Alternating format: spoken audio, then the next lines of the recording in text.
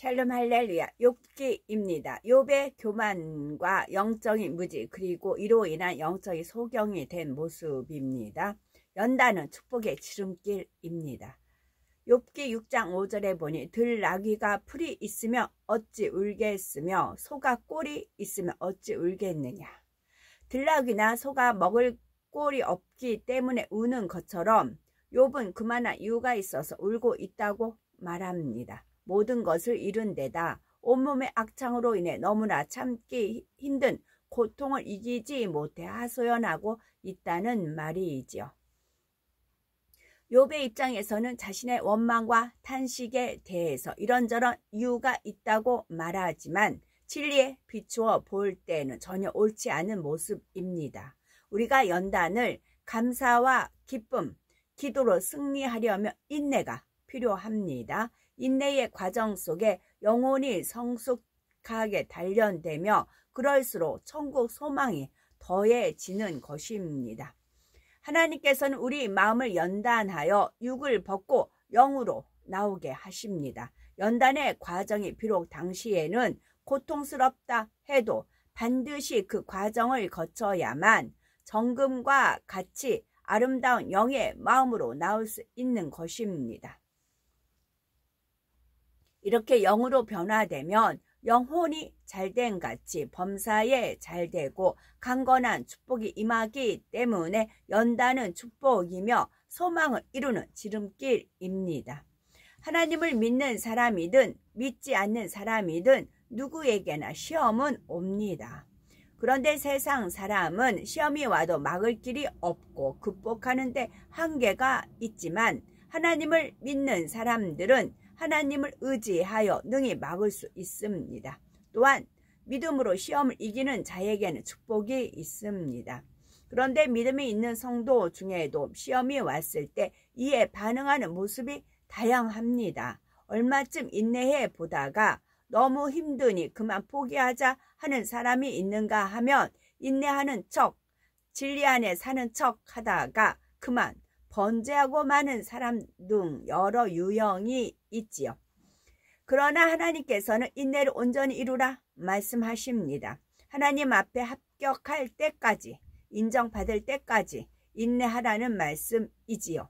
그렇게 할 때 우리가 온전하고 구비하여 조금도 부족함이 없는 사람이 될 수 있기 때문입니다.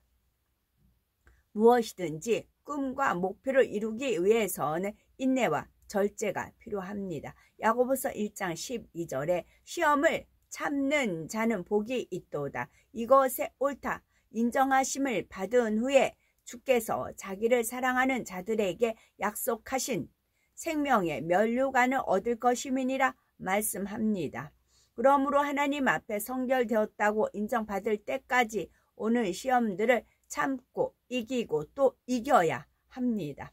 이는 이를 악물고 억지로 참으라는 말씀이 아니라 진리 안에서 참으라는 말씀이지요. 항상 기뻐하고 범사에 감사하며 쉬지 않고 기도해 나가는 사람은 어떤 고난이 온다 해도 믿음으로 통과할 수 있습니다. 죄로 인해 환난이 왔다 해도 이를 통하여 자신을 발견케 해주시니 감사하고 그래서 죄를 버리고 의 가운데로 나아갈 수 있게 하시니 감사할 수 있는 것입니다. 범죄한 것이 없는데도 시험이 왔다면 축복을 주시기 위한 것이니 더욱 감사할 수 있지요. 그러니 어떤 시험이 왔을 때라도 이런 핑계 저런 핑계를 대지 말고 오직 말씀에 순종하여 기뻐하고 쉬지 말고 기도하며 감사로 이겨나가셔야 되겠죠. 욥기 6장 6절 7절 싱거운 것이 소금 없이 먹히겠느냐 닭의 알 흰자유가 맛이 있겠느냐 이런 것을 만지기도 내 마음이 싫어하나니 못된 식물같이 여김이니라. 욥은 소금을 넣지 않은 음식과 달걀의 흰자유가 맛이 없는 것처럼 친구 엘리바스의 말은 맛이 없어 먹지 못하겠다고 합니다. 알맹이도 없고 값어치도 없는 말이라서 귀담아 들을 필요가 없다며 비꼬는 것이지요. 엘리바스가 열심히 하나님의 말씀을 인용하여 욥을 가르쳤지만 욥은 그 말이 맛없는 음식물처럼 전혀 받아들여지지 않았습니다. 그러니 이런 것은 만지기도 싫고 못된 식물같이 여긴다 했는데 이는 나는 너보다 우월하다 라는 교만을 드러내는 말입니다. 욥은 교만하여 마음문을 꽁꽁 닫고 있었기에 친구가 아무리 진리로 권면한다 한들 이를 받아들여 깨우칠 수 없는 것입니다. 세상 지식과 학문이 믿음을 주는 것이 아니요 자칫 교만하게 할 수 있음을 알아야 합니다. 또한 하나님의 말씀을 영으로 일구지 않고 지식으로 쌓을 때도 마찬가지입니다. 욥이 진리를 참으로 아는 사람이었다면 교만해지는 것이 아니라 오히려 겸손히 낮아졌을 것이니 친구와 감정 대립도 하지 않았을 것입니다. 욥은 순전하고 정직했으며 하나님을 안다고 했지만 정작 영적인 무지함이 드러나고 있습니다. 그의 깊은 학문이 자기를 교만하게 만들었고 영적으로는 소경과 다름없었던 것입니다. 엘리바스도 교만하기는 마찬가지이지요. 아무리 옳은 하나님의 말씀이라도 상대가 거부하면 전하지 말아야 하는데 엘리바스는 교만하기 때문에 욥을 무시하며 욥이 마음문을 닫은 것도 알지 못한 채 계속하여 욥을 타이르는 것입니다. 욥기 6장 8절에서 9절 하나님이 나의 구하는 것을 얻게 하시며 나의 사모하는 것 주시기를 내가 원하나니 이는 곧 나를 멸하기를 기뻐하사 그 손을 들어 나를 끊으실 것이라. 여기서 욥이 구하고 사모하는 것은 바로 죽음입니다. 하나님 내 생명을 거두어 가세요 라고 기도하며 응답받기를 원하고 있는 것입니다. 그러나 하나님께서 우리 한 사람 한 사람을 얼마나 사랑하시는지 깨닫는다면 결코 이러한 말을 할 수 없습니다. 하나님께서는 우리를 사랑하시기 때문에 이 땅에 경작을 하고 계십니다. 사람은 혹 자녀를 저버리는 일이 있을지라도 하나님께서는 결코 우리를 버리지 않으시고 사망의 음침한 골짜기를 다닌다 할지라도 함께 하신다는 사실을 알아야 합니다. 또한 사람 편에서는 하나님을 배신하고 떠날지라도 하나님께서는 불꽃 같은 눈동자로 지켜보시며 애틋한 마음으로 다시 돌아오기를 기다리신다는 사실을 믿어야 합니다. 이는 우리가 죄인 되었을 때에 독생자 예수님을 이 땅에 보내시어 목숨까지 내어주는 사랑을 베풀어 주신 한 가지 사실만으로도 깨달을 수 있습니다.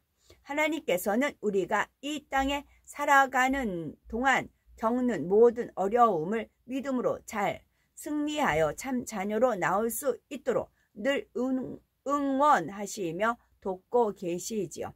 그리하여 아름다운 천국에서 하나님과 영원히 사랑을 주고받을 날을 손꼽아 기다리고 계십니다.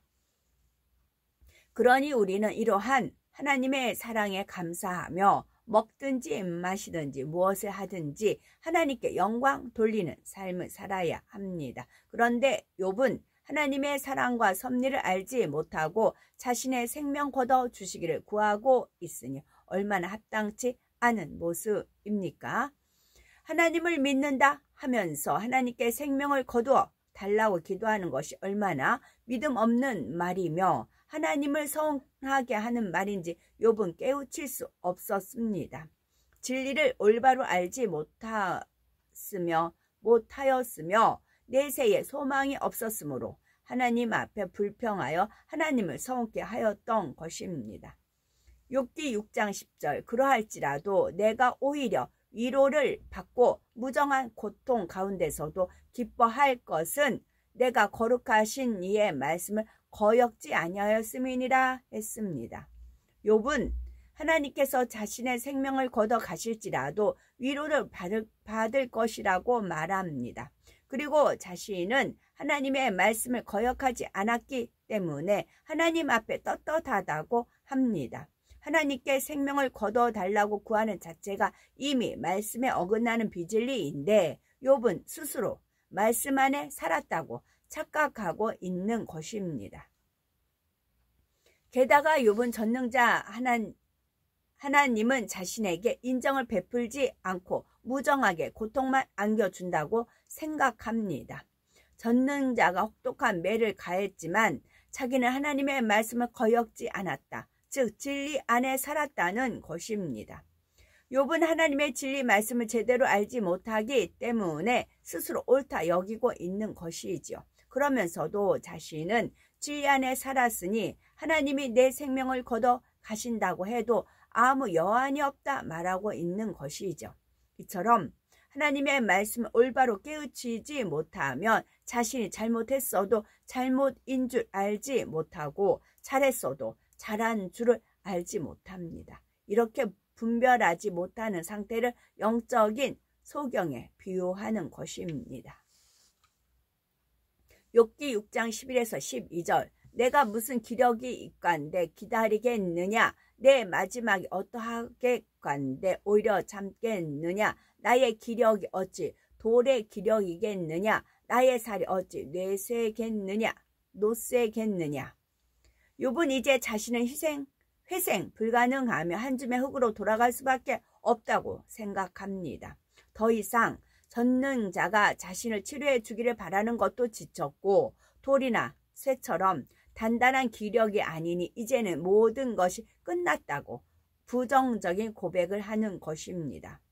그러나 이는 믿음 없는 사람의 한계 속에서 나오는 고백이지요.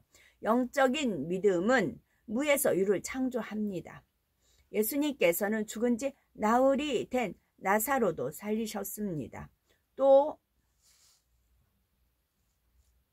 욥은 영적인 믿음이 없었기에 부정적인 고백만 이어지는데 이러한 욥의 모습을 통해 내 자신을 돌아보아야 되겠죠. 대부분 충만할 때는 믿습니다 고백하며 열심히 기도하고 사명 감당하며 신앙생활을 잘하는 것처럼 보입니다. 하지만 막상 시험이 오면 이제까지 쌓아온 믿음이 얼마나 진실한지 드러나지요.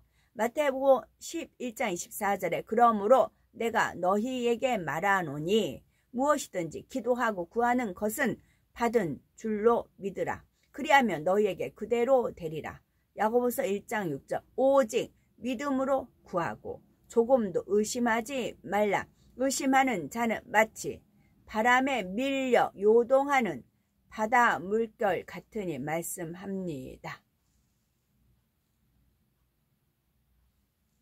그러므로 한번 믿고 구했으면 응답받을 때까지 흔들리지 말고 믿음을 지켜야 합니다. 어떤 상황에서도 한 번 받은 은혜를 저버리지 말며 더욱 진리로 마음을 강하게 하여 천국에 갈 때까지 변개함 없이 믿음으로 달려가야 하는 것입니다. 아멘.